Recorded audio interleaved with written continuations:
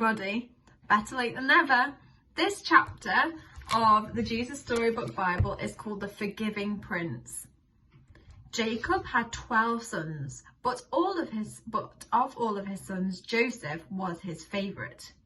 One day, Jacob gave Joseph a splendid new robe. It was beautiful and rich with all the colours of the rainbow, but it made Joseph's brothers jealous. They wanted rich rainbow robes too. Then, to make matters worse, Joseph kept on having these special dreams. I dreamt I was the greatest. I was king, Joseph told his brothers, and you all bow down to me. Now, I'm sure you know, even if Joseph didn't, that telling your brothers things like that isn't a very good idea. Joseph's brothers hated him even more. They wanted to kill Joseph and his dreams. And one day, that's exactly what they tried to do. They tore Joseph's rainbow robe off him and sold him to slave traders for 20 pieces of silver. The traders took Joseph to Egypt and made him into a slave. The brothers went home and lied to their father, telling him that Joseph was dead. That's the end of the dreamer, they thought. But they were wrong.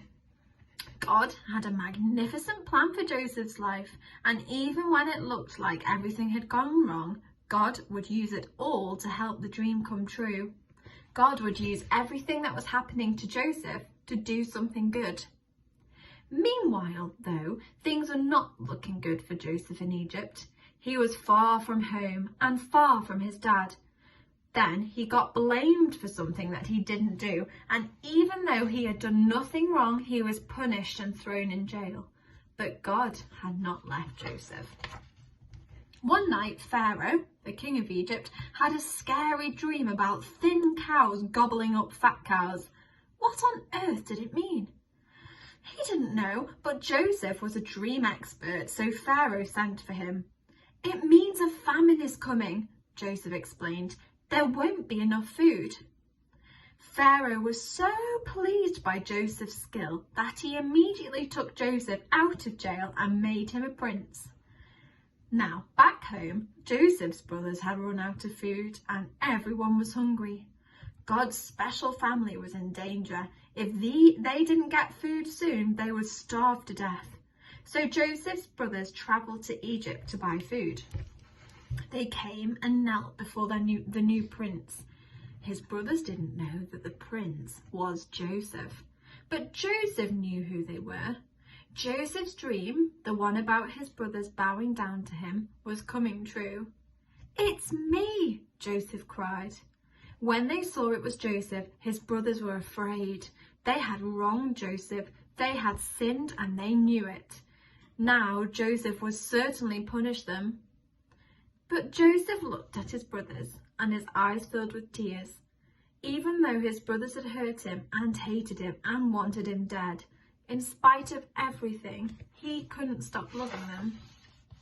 His heart, which they had broken, filled up with love, and Joseph forgave them. Joseph threw his arms around them. "Don't be afraid," he said. "Behind what you were doing, underneath everything that was happening, God was doing something good. God was making everything right again." Joseph didn't punish them. He rescued them. He brought God's special family to live safely with him in Egypt. One day, God would send another prince whose heart would break. Like Joseph, he would leave his home and his father. His brothers would hate him and want him dead. He would even be sold for pieces of silver. He would be punished even though he had done nothing wrong.